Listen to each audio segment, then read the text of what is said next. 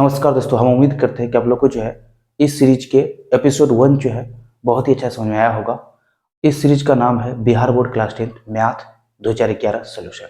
मतलब कि इस सीरीज में जो है हम क्लास 10 के मैथ के बिहार बोर्ड द्वारा 2011 में पूछे गए क्वेश्चन को सॉल्व कर रहे हैं। पिछले क्लास में जो है हम क्वेश्चन नंबर 9 तक सॉल्व कर लिए हैं। आज के क्लास में जो है हम क्वेश्चन नंबर 10 से शुरू करेंगे। तो देखिए क्वेश्चन नंबर 10 में क्या है कि किसी प्रयोग के सभी प्रारंभिक घटनाओं की प्रायिकता का योग कितना होता है। अब देखिए किसी भी प्रयोग के सभी संभाव्य प्रारंभिक घटनाओं का जो योग होता है वो जो है 1 होता है। इसका आंसर क्या होगा? तो 1 होगा। हल में जो है आप लिखेंगे कि किसी प्रयोग के सभी प्रारंभिक घटनाओं की प्रायिकताओं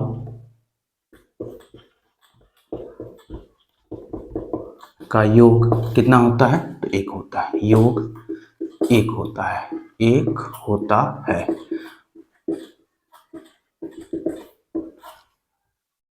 उदाहरण के लिए यहां देखिए, उदाहरण के लिए जो है जब एक सिक्का को जो है उछालते हैं तो संभव परिणामों से कितना होता है? तो या तो हेड आता है या फिर टेल आता है। अब देखिए हेड आने का प्रायिकता कितना होता है? तो हेड आने का प्रायिकता होता है PH लिखेंगे यहाँ पर बराबर 1/2 और टेल आने का प्रायिकता कितना होता है?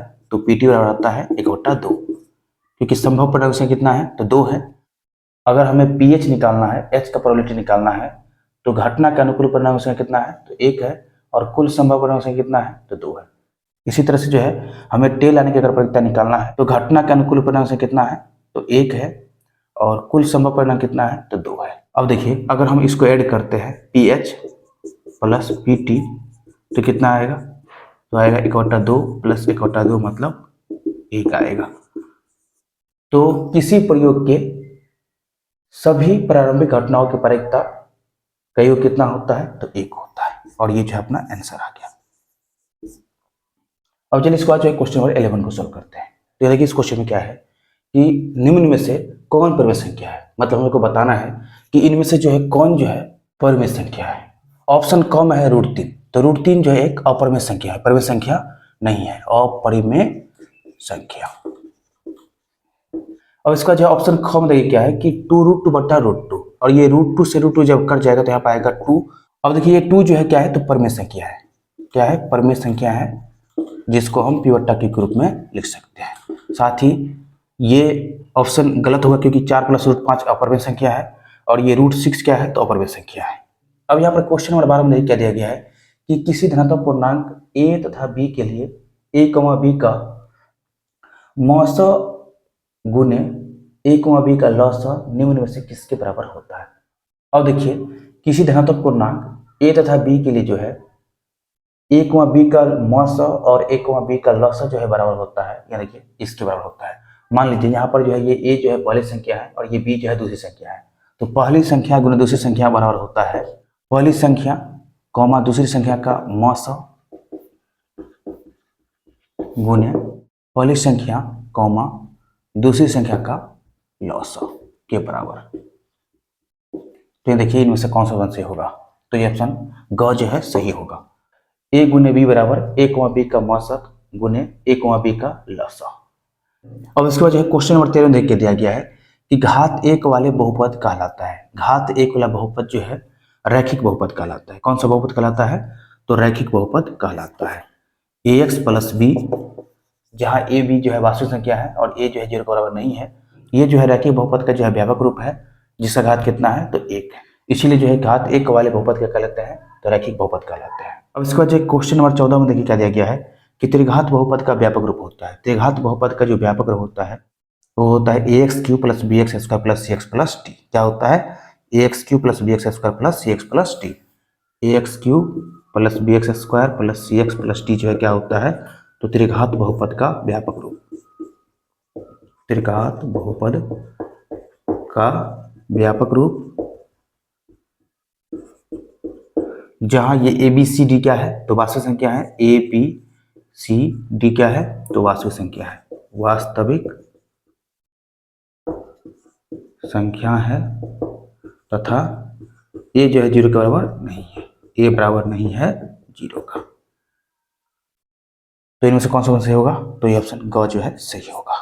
अब इसके बाद जो है क्वेश्चन नंबर 15 में क्या दिया गया है कि यदि sin a बराबर 3/4 तो cos a का मान होगा। क्वेश्चन में जो है हमें sin a का मान दिया गया है कितना? तो 3/4। अब देखिए यहाँ पर sin a बराबर क्या होता है? तो लंब बट्टा कर्ण होता है, लंब बट्टा कर्ण। और cos a बराबर क्या होता है? तो आधार बट्टा कर्ण होता है। मतलब हमें जो है अगर आधार मिल जाता है तो जो है cos a का वैल्यू मिल जाएगा। तो आधार के लिए जो है पाइथागोरस प्रमेय से यहाँ देखिए आधार बराबर होगा अंडर कर्ण स्क्वायर माइनस लंब स्क्वायर। यहाँ देखिए अंडर रूट कर्ण कितना है? तो कर्ण जो है 4 है तो लिखेंगे 4 का स्क्वायर, और लंब कितना है? तो लंब जो है 3 है तो लिखेंगे 3 का स्क्वायर। अब देखिए यहाँ पे लिखेंगे अंडर रूट 4 का स्क्वायर 16 माइनस 3 का स्क्वायर 9 बराबर कितना होगा? तो अंडर रूट 7। तो आधार जो है हमें क्या मिल गया? तो अंडर रूट 7। तो अंडर रूट 7/4 जो है क्या मिल गया? तो cos a का मान मिल गया। तो इनमें से कौन सा सही होगा? तो ये ऑप्शन घ जो है सही होगा। अब इसके बाद जो क्वेश्चन नंबर 16 में दिया गया कि एक रैखिक समीकरण युग्म जिसका कोई हल नहीं होता क्या कहलाता है? तो इसको बोलते हैं असंगत, असंगत कहलाता है। अब इसके बाद जो क्वेश्चन नंबर 17 में दिया गया है कि tan 45 डिग्री का मान ज्ञात कीजिए। तो tan 45 डिग्री का मान होता है 1। कितना होता है? 1 होता है। cosec स्क्वायर a माइनस 1 का मान ज्ञात कीजिए। cosec स्क्वायर a माइनस 1 का मान होता है cot स्क्वायर a। यहाँ देखिए cosec square theta minus cot square theta कितना होता है? तो 1 होता है। और जब 1 को इधर लेके आएंगे तो होगा cosec स्क्वायर थीटा माइनस 1, और इसको जब इधर भेज देंगे तो होगा बराबर में cot स्क्वायर थीटा। तो यहाँ पर देखिए कि cosec स्क्वायर थीटा माइनस 1 कितना होता है? तो cot स्क्वायर थीटा। तो इसी तरह से जो है cosec स्क्वायर a माइनस 1 कितना होगा? तो cot स्क्वायर a। अब इसका जो क्वेश्चन नंबर 19 में क्या है कि tan 26 डिग्री बटा cot 64 डिग्री का मान ज्ञात कीजिए। अब देखिए ये जो क्वेश्चन है वो क्वेश्चन जो है पूरक कोणों के त्रिकोणमितीय अनुपात पर आधारित है। अब देखिए हमें पता कैसे चला? तो हम यहाँ पर क्या किए हैं कि 26 डिग्री और 64 डिग्री को मन में जोड़ लिए हैं, जो हमें मिला है 90 डिग्री। तो इससे हमें पता चला कि ये क्वेश्चन जो है किस पे है? तो पूरक कोणों के त्रिकोणमितीय अनुपात पे है। तो इसके लिए क्या करेंगे? तो देखिए जैसे कि हम जानते हैं कि tan 90 डिग्री माइनस थीटा होता है, पूरक कोण के त्रिकोणमितीय अनुपात का सूत्र होता है tan 90 डिग्री माइनस थीटा बराबर cot थीटा, और cot 90 डिग्री माइनस थीटा बराबर tan थीटा। तो यहाँ पर लिखेंगे, यहाँ देखिए इन दोनों में से जो किसी एक को चेंज कर लेंगे। एग्जाम्पल के लिए हम जो है चेंज करते हैं इसको, तो यहाँ लिखेंगे cot 90 डिग्री माइनस 26 डिग्री, और नीचे वाला के जो है ऐसे ही रखेंगे cot 64 डिग्री। अब देखिए यहाँ पर लिखेंगे cot, यहाँ देखिए tan थीटा और क्या होता है? तो tan थीटा होता है cot 90 डिग्री माइनस थीटा। तो इसीलिए जो है लिखे हैं कि tan 26 डिग्री बराबर cot 90 डिग्री माइनस 26 डिग्री। अब देखिए 90 डिग्री में से जब 26 डिग्री घटाएंगे तो आएगा 64 डिग्री, और नीचे में क्या है? तो cot 64 डिग्री, और ऊपर नीचे जब काटेंगे तो आएगा 1। तो हमें जो है tan 26 डिग्री बटे cot 64 डिग्री का मान कितना मिल गया? तो 1 मिल गया। और यहाँ पर लिख लेंगे हल,